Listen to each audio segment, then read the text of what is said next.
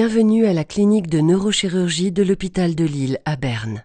Dans cette vidéo sur la stimulation cérébrale profonde, nous vous expliquons comment se déroule l'opération et ce qui attend les patients le jour de l'intervention. Vous verrez ainsi ce qui se passe exactement pendant l'opération. L'opération de stimulation cérébrale profonde, ou DBS, dérivée de l'anglais Deep Brain Stimulation, se déroule aujourd'hui à l'hôpital de Lille sous anesthésie générale pour la plupart des pathologies. Notre équipe d'anesthésistes expérimentés surveille chaque étape de l'opération et contrôle la profondeur de l'anesthésie. Dès que nos patients sont profondément endormis, nous commençons par appliquer ce que l'on appelle le cadre stéréotaxique. Le challenge de cette opération est la précision millimétrique. Nos électrodes sont implantées dans des structures du cerveau qui, elles-mêmes, mesurent quelques millimètres. Pour arriver à ces endroits avec la précision nécessaire, on utilise le cadre de stéréotaxie. Le cadre de stéréotaxie nous permet d'atteindre ces structures avec une précision millimétrique. Un scanner est ensuite réalisé sur les patients endormis. Il est nécessaire pour planifier la suite de l'intervention. La planification de la trajectoire de l'électrode est aujourd'hui basée sur l'imagerie moderne. Et la haute qualité de l'imagerie nous permet de voir très bien les structures cibles où il faut placer les électrodes. La difficulté de la planification demeure de trouver la meilleure trajectoire qui permet de minimiser les risques de la chirurgie pour le patient.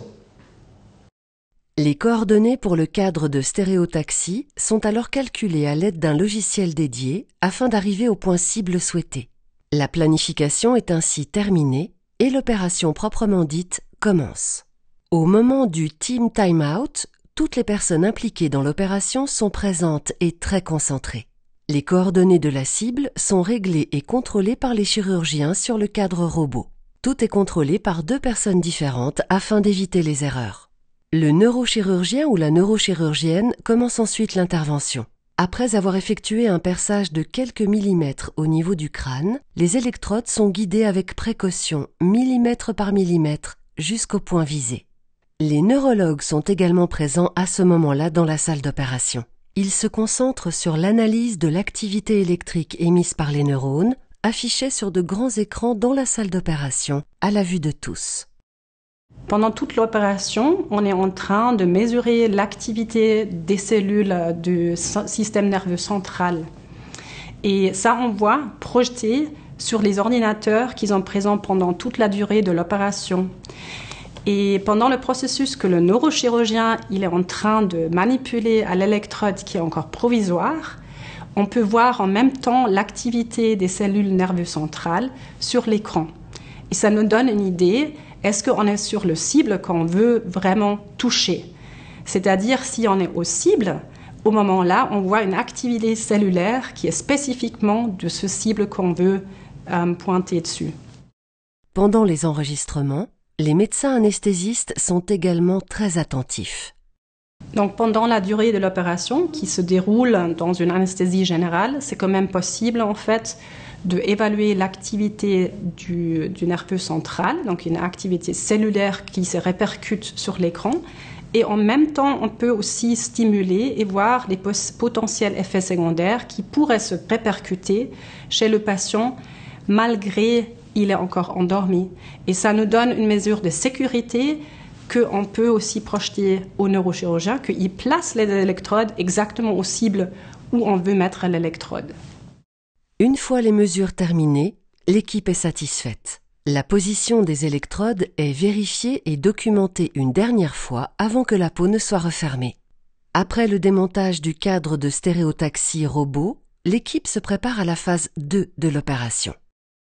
Pendant cette deuxième stade de l'opération, les électrodes sont connectées à la batterie par un câble d'extension.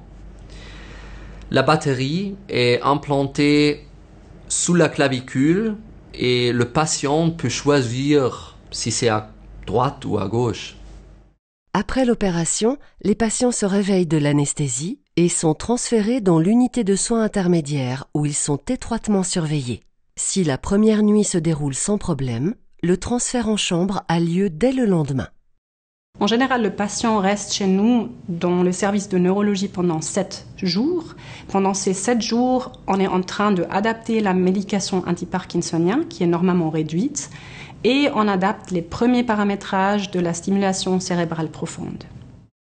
Nous espérons que cette vidéo vous a donné un bon aperçu de l'opération de stimulation cérébrale profonde.